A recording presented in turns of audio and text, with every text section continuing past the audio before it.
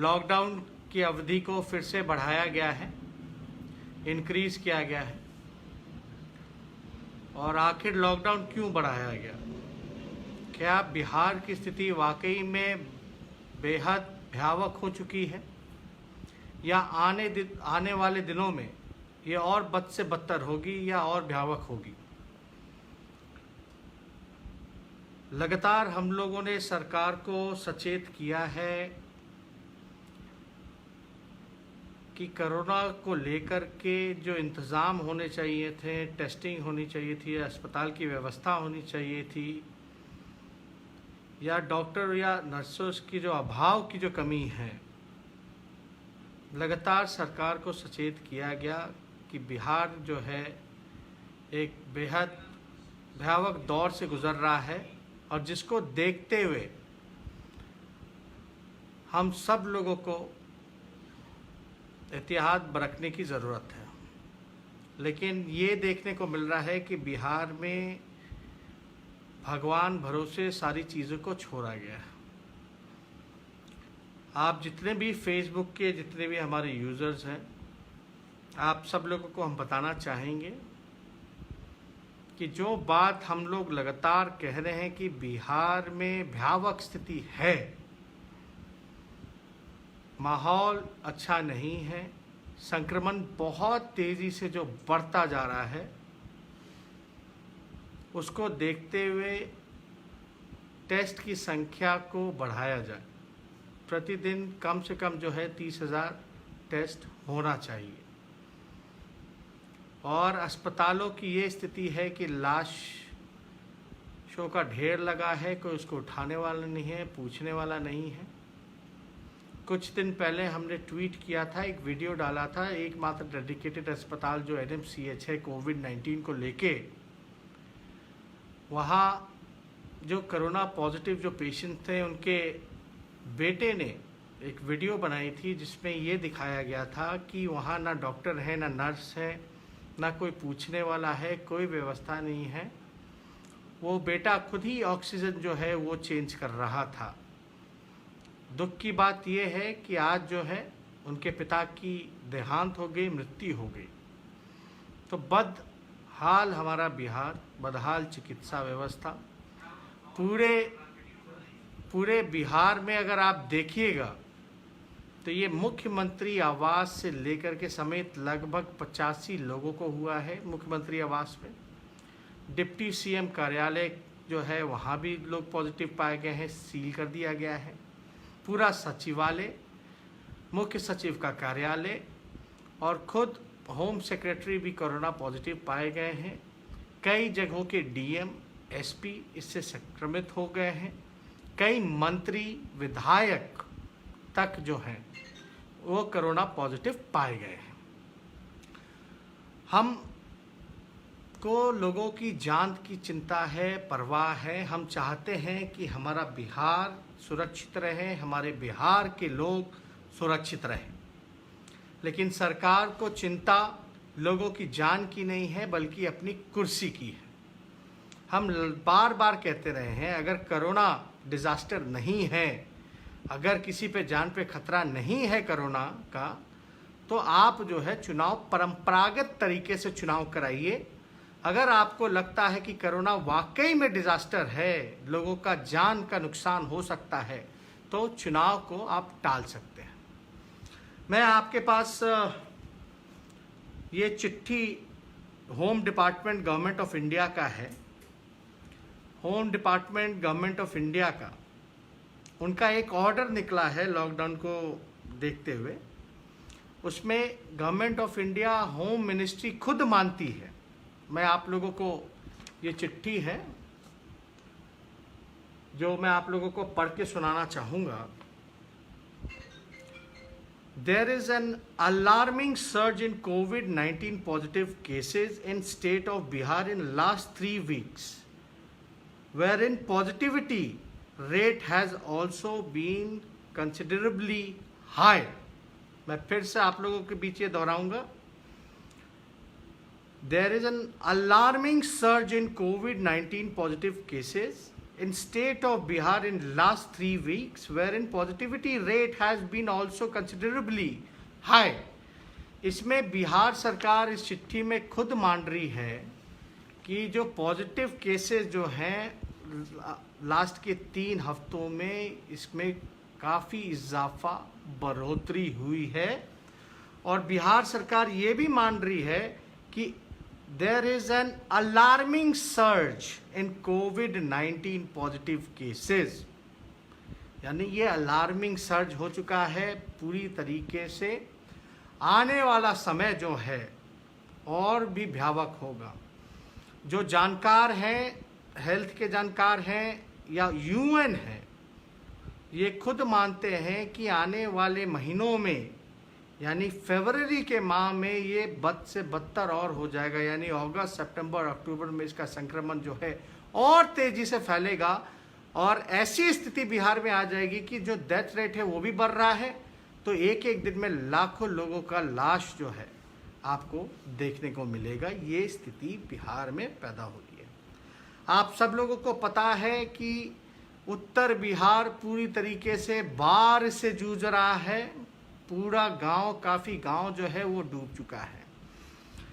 जब खुद सरकार के लोग, मुख्यमंत्री सुरक्षित नहीं है, पॉजिटिव पाए जा रहे हैं, पूरा कैबिनेट पॉजिटिव पाया जा रहा है, पूरा सचिवालय, अधिकारी, आईएएस, आईपीएस, पुलिस महकमा, नर्सेस, डॉक्टर, 2 हमारे डॉक्टरों का देहांत हो चुका है, और काफ़ी बड़ी संख्या में डॉक्टर्स भी जो हैं, नर्सेस भी जो हैं, वो पॉजिटिव पाए जा रहे हैं। और कल जो डॉक्टर की खबर आई, 2 डॉक्टरों की देहांत हो गई कोविड-19 से।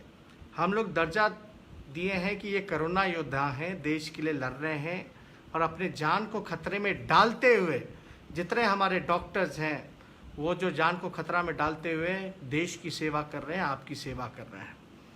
उन डॉक्टरों को हम सलाम करते हैं, और उन जो डॉक्टरों की देहांत हुई हैं उनके परिजनों के लिए हमारी संवेदनाएं हैं। और हम चाहेंगे कि ऐसे डॉक्टर जिन लोगों ने जान पे खेल करके अपनी जान की बिना परवाह किए हुए जान उनकी चली गई, उन दोनों डॉक्टर के परिवारों को 1-1 करोड़ रुपया हम चाहेंगे कि सरकार उनको देने का काम करे, और शहीद का दर्जा भी उनको दिया जाए। ये हमारी सरकार से मांग रहेगी, क्योंकि डॉक्टर जो है वही भगवान का रूप है। और आप सब लोगों ने एक बात कहीं ना कहीं पढ़ा होगा, देखा होगा कि मंदिर इसलिए बंद है क्योंकि भगवान जो हैं वो अस्पतालों में काम कर रहे हैं। तो ये भगवान का दर्जा मिला है डॉक्टरों को, और जब डॉक्टर अपनी जान की बिना परवाह किए हुए जब आप लोगों की सेवा में लगे हैं, तो यहाँ ये स्थिति है। सरकार के सामने डॉक्टर भी धरने पे बैठे हैं कि भाई उनको भी पीपीई किट उपलब्ध कराई जाए। आप सब लोगों ने देखा कि लाशों का ढेर जो है वो लगा पड़ा है। अभी बैंक कोई दवा लेने गया केमिस्ट के बाहर, तो वहीं वो कोरोना पॉजिटिव पाए गए, वहीं उनकी मृत्यु हो गई।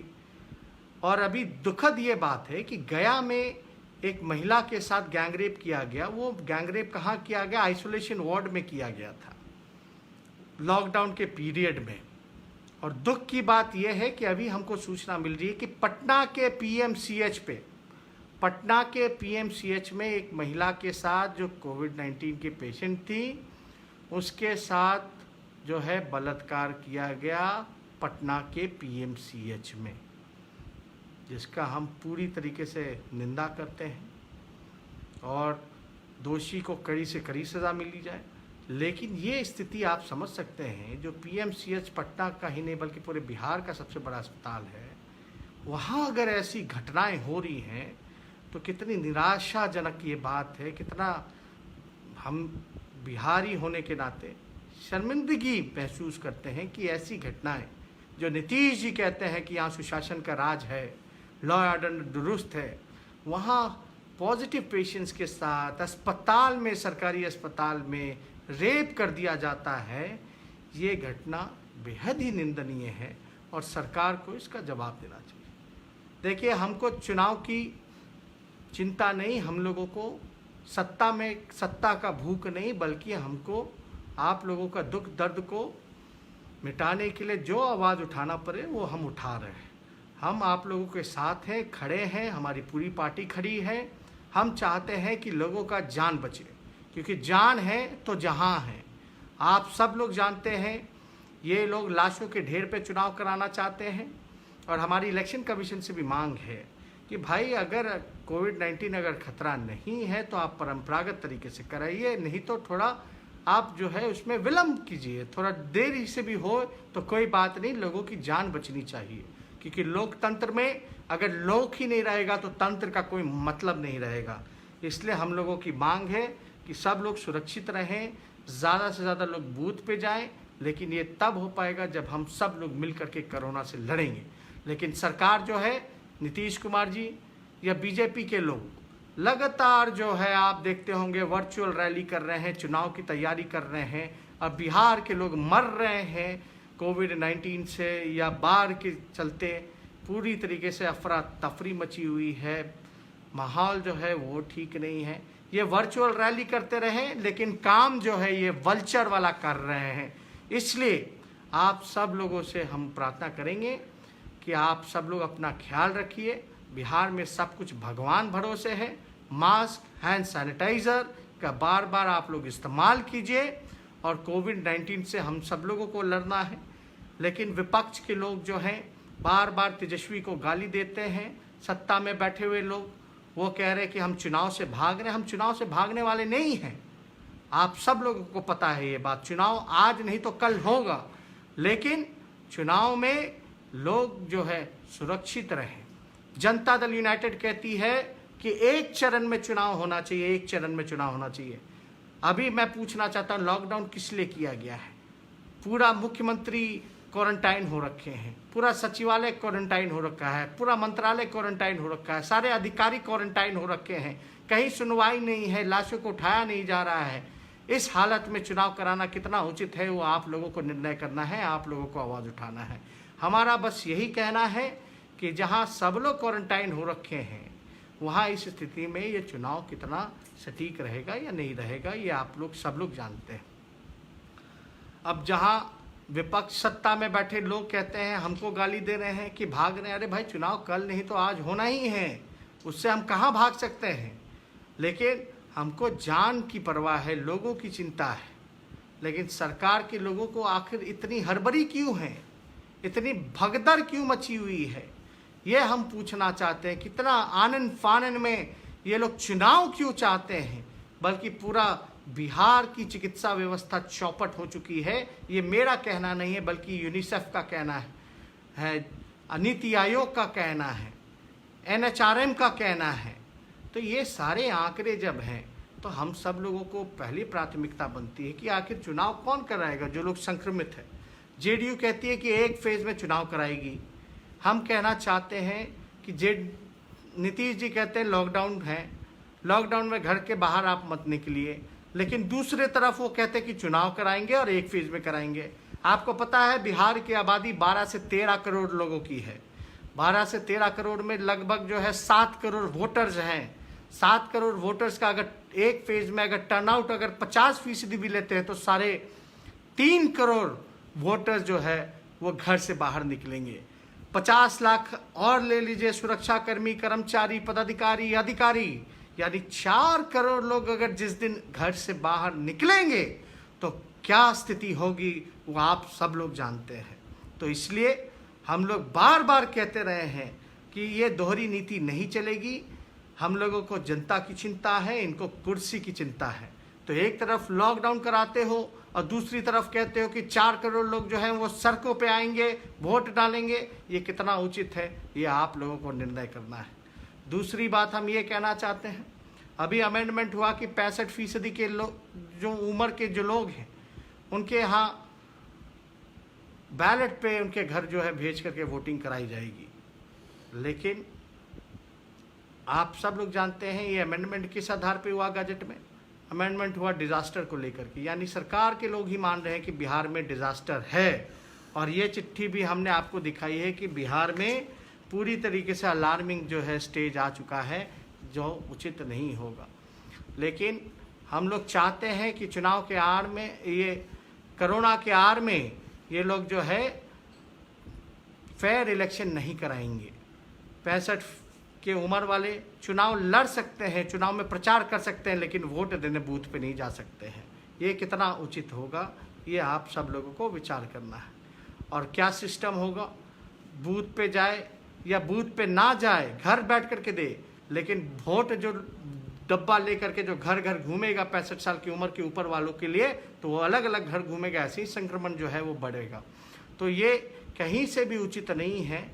और इसमें अगर थोड़ी देरी भी हो जाए तो हम लोगों को इंतज़ार करना चाहिए, ताकि स्थिति या परिस्थिति जो है बेहतर हो सके। जहां एक एक जान की कीमत है, एक एक जान की कीमत है।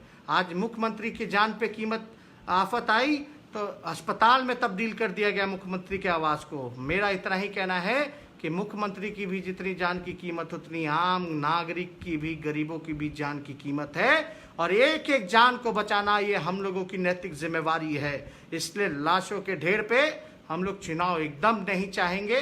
मैं अंतिम व्यक्ति होऊंगा जो लाशों के ढेर पे चुनाव अगर होगा तो उसमें रहूंगा।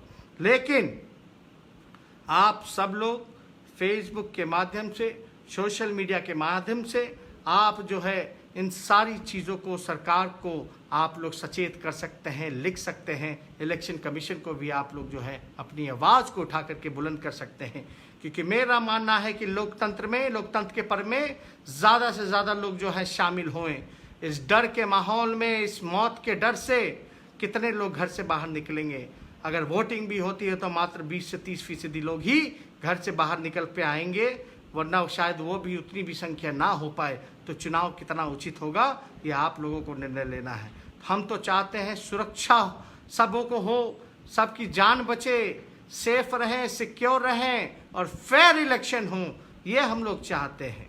लेकिन अभी जो माहौल जो है बिहार में देखने को मिल रहा है, उत्तर बिहार पूरी तरीके से बाढ़ से जूझ गया।